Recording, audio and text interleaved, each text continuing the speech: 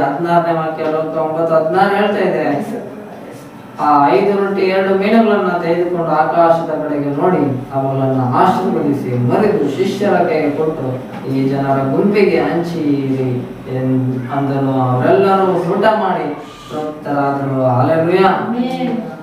ನಮ್ಗೇನೇ ಇರ್ಬೇಕು, ತೃಪ್ತಿ ಇರ್ಬೇಕು. ಊಟ ಆದ್ಮೇಲೆ ಹಲ್ಲೆಲೂಯಾ ಇವತ್ತು ಒಳ್ಳೆ ಊಟ ದೇವ್ರು ಕೊಟ್ಬಿಟ್ರು ಅಂತ ಹೇಳಿ ದೇವರ ನಮ್ಮನ್ನ ಆಶೀರ್ವಾದ ಮಾಡ್ಬಿಟ್ಟು ಹಲ್ಲೆಲೂಯಾ. ಅದೇ ರೀತಿ ಆತ್ಮಿಕವಾಗಿ ಕೂಡ ನಾವು ತೃಪ್ತರಾಗಬೇಕು. ಯಾವ ವಿಷಯದಲ್ಲಿ ಅಂದ್ರೆ ದೇವರ ವಾಕ್ಯದ ವಿಷಯದಲ್ಲಿ. ಯಾಕಂದ್ರೆ ನಮ್ಮ ದೇಹಕ್ಕೆ ಲೋಕದ ಊಟ ಬೇಕು, ನಮ್ಮ ಆತ್ಮಕ್ಕೆ ವಾಕ್ಯ ಅನ್ನೋದೇ ಊಟ ಆಗಿದೆ. ಹಲ್ಲೆಲೂಯಾ. ಹಾಗಾದ್ರೆ ಈ ವಾಕ್ಯ ಏನಾಗಿದೆ ಅಂದ್ರೆ ಈ ವಾಕ್ಯ ನಮ್ಮ ಆತ್ಮ ತಿಂದು ಏನಾಗ್ಬೇಕಂದ್ರೆ ತೃಪ್ತಿ ಆಗುತ್ತೆ. ತೃಪ್ತಿ ಆಗಿಲ್ಲ ಕೆಲವರಿಗೆ ಅಂತಂದ್ರೆ ಏನಾಗುತ್ತೆ ಅಂದ್ರೆ ಅವಾಗಲೇ ಸೈತಾನ ಈಗ ನನ್ನ ಟೈಮ್ ಬಂತು ನೋಡಪ್ಪ ಅಂತ ಅಂದ್ಬಿಟ್ಟು ಅವನೇ ಬಂದ್ಬಿಡ್ತಾನೆ. ಹಲ್ಲೆಲೂಯಾ. ಯಾಕಂದ್ರೆ ಸೈತಾನ ದೇವರ ಆತ್ಮನಿಂದ ನಾವು ತೃಪ್ತಿ ಹೊಂದಿದ್ದೇ ಇದ್ದಾಗ ಸೈತಾನ ನಮ್ಮನ್ನ ತೃಪ್ತಿ ಪಡಿಸೋದಕ್ಕೋಸ್ಕರನೇ ಲೋಕದ ವಿಷಯಗಳನ್ನ ತಂದು ಆಗ್ಬಿಡ್ತಾನೆ ನಮ್ಮ ಬಂಧದಲ್ಲಿ. ಹಲ್ಲೆಲೂಯಾ. ಆಗ ನಾವು ಲೋಕದ ವಿಷಯಗಳಿಂದ ತೃಪ್ತಿ ಹೊಂದ್ಬಿಟ್ರೆ ನಾವು ಪರಲೋಕ ರಾಜ್ಯಕ್ಕೆ ಸೇರುವುದಿಲ್ಲ. ಯಾವಾಗ ನಾವು ನಮ್ಮ ಆತ್ಮಿಕವಾಗಿ ನಾವು ಯೋಚನೆ ಮಾಡ್ಬೇಕು. ಆದ್ರಿಂದ ನಾವು ಆತ್ಮ ಸ್ವರೂಪನಾದ ದೇವರನ್ನ ನಾವು ಆರಾಧನೆ ಮಾಡ್ತಾ ಇದ್ದೇವೆ. ಹಲ್ಲೆಲೂಯಾ.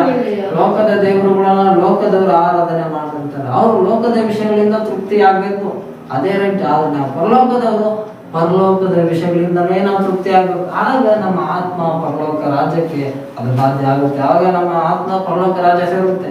ಇಲ್ಲದೇ ಇದ್ದಾಗ ನಮ್ಮ ಆತ್ಮ ಇಲ್ಲೇ ಭೂಮಿಯಲ್ಲಿ ಬದುಕಿದಾಗಲೇ ಪರಲೋಕದ ವಿಷಯಗಳಿಂದ ನಾವು ತೃಪ್ತರಾಗಬೇಕು. ಪರಲೋಕದ ವಿಷಯಗಳಿಂದ ನಾವು ಸಂತೋಷ ಪಡ್ಬೇಕು. ಹಲ್ಲೆಲೂಯಾ. ಇಲ್ಲದಿದ್ರೆ ಸೈತಾನ ಏನ್ ಮಾಡ್ಬಿಡ್ತಾನ ಅಂದ್ರೆ ನಮ್ಮನ್ನ ಸಂತೋಷ ಪಡಿಸೋಕೋಸ್ಕರ ಲೋಕದಲ್ಲಿ ಒಳ್ಳೆ ಧಾರಾವಾಹಿ, ಒಳ್ಳೆ ಫಿಲಮ್ ಮಾಡ್ಕೊಳ್ಳಿ ಎಲ್ಲ ಇಟ್ಬಿಟ್ಟಿದ್ದಾನೆ. ಆದ್ರಿಂದ ನಾವ್ ತೃಪ್ತರಾಗುವ ನಮ್ಗೆ 100% ಪರಲೋಕ ಅಂತ ಇಲ್ವೇ ಇಲ್ಲ, ನರಕಕ್ಕೆ ಹೋಗ್ಬೇಕು. ಹಲ್ಲೆಲೂಯಾ.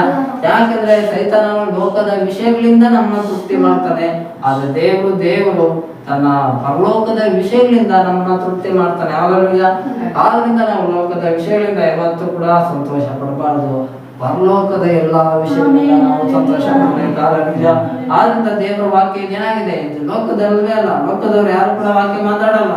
ಇದು ವಾಕ್ಯ ಪರಲೋಕದ. ಇದು ಪರಲೋಕದ ದೇವರಿಂದ ಬಂದಿದೆ. ಆದ್ರಿಂದ ಈ ಪರಲೋಕದ ವಾಕ್ಯ ನಮ್ಮ ಆತ್ಮ ತಿಂದು ಈ ವಿಷಯದಲ್ಲಿ ವಾಕ್ಯದಲ್ಲಿ ನಮ್ಮ ಆತ್ಮ ಸಂತೋಷ ಪಡಬೇಕು. ವಾಕ್ಯದ ವಿಷಯದಲ್ಲಿ ನಮ್ಮ ಆತ್ಮ ತೃಪ್ತಿ ಹೊಂದಬೇಕು. ಆಗ ನಾವು ಪರಲೋಕಕ್ಕೆ ನಮ್ಮ ಆತ್ಮ ಸಿದ್ಧ ಆಗ್ತಾ ಇದೆ ಅಂತ. ಹಲ್ಲೆಲೂಯಾ. ಇಲ್ಲದಿದ್ರೆ ನಮ್ಮ ಆತ್ಮ ಮುಂದೆ ನರಕಕ್ಕೂ ಸಿದ್ಧ ಆಗ್ತಾ ಇದೆ ಅಂತ ಅರ್ಥ. ಹಲ್ಲೆಲೂಯಾ. ಆದ್ರಿಂದ ಸೈತಾನನು ನಮ್ಮನ್ನ ಯಾರನ್ನು ಮುಂಗಳಿ ಎಂದಾಗಿ ಅವನು ಸಿಂಹದೋಪಾದಿಯಲ್ಲಿ ಪ್ರತಿದಿನ ಪ್ರತಿಕ್ಷಣ ತಿರುಗಾಡ್ತಾನೆ ಇರ್ತಾನೆ. ಅವನು ನಮ್ಮ ಊರು ನಮ್ಮನ್ನ ಮಾತ್ರ ನೋಡಲ್ಲ, ಇಡೀ ಪ್ರಪಂಚನ ನೋಡ್ಕೊಂತ ಇರ್ತಾನೆ. ಪ್ರಪಂಚದಲ್ಲಿ ಚೀನಾ ದೇಶದಲ್ಲಾಗಲಿ, ಅಮೆರಿಕ ದೇಶದಲ್ಲಾಗ್ಲಿ, ಇಸ್ರಾಯಲ್ ದೇಶದಲ್ಲಾಗ್ಲಿ, ಭಾರತ ದೇಶದಲ್ಲಾಗ್ಲಿ, ಪಾಕಿಸ್ತಾನ ದೇಶದವರಾಗ್ಲಿ, ಇವರೆಲ್ಲರನ್ನು ಕೂಡ ಹೇಗಾದ್ರು ಮಾಡಿ ನಾನು ನರಕ ಕರ್ಕೊಂಡು ಹೋಗ್ಬೇಕು ಅಂತ ಹೇಳಿ ಅವನು ಲೋಕದ ವಿಷಯಗಳಿಂದಲೇ ತೃಪ್ತಿ ಪಡಿಸ್ತಾನೆ. ಲೋಕದ ವಿಷಯಗಳಲ್ಲೇ ನೀವು ಸಂತೋಷ ಪಡಿ ಅಂತ ಹೇಳಿ ಆ ಲೋಕದ ವಿಷಯಗಳಲ್ಲೇ ಅವನು ಎಳಿತಾ ಇರ್ತಾನೆ. ಹಲ್ಲೆಲೂಯಾ. ಅವನ ಸಂಗಡ ಲೋಕದ ವಿಷಯಗಳನ್ನೇ ಅವನು ಮಾತನಾಡ್ತಾ ಇರ್ತಾನೆ. ಹಲ್ಲೆಲೂಯಾ. ಆದ್ರೆ ದೇವರ ಆತ್ಮನು ಪರಲೋಕದ ವಿಷಯಗಳ ಕುರಿತಾಗಿ ಮಾತನಾಡ್ತಾನೆ. ಯಾಕಂದ್ರೆ ಯೇಸು ಹೇಳಿದಾನೆ, ನೀವು ಈ ಲೋಕದಲ್ಲಿ ಇರ್ತೀರಾ, ಆದ್ರೆ ಈ ಲೋಕದವರಲ್ಲ. ಇದ್ಯಾ ಲೋಕದವರು? ಈ ಪರಲೋಕದವರು ಎಂದ ಯೇಸು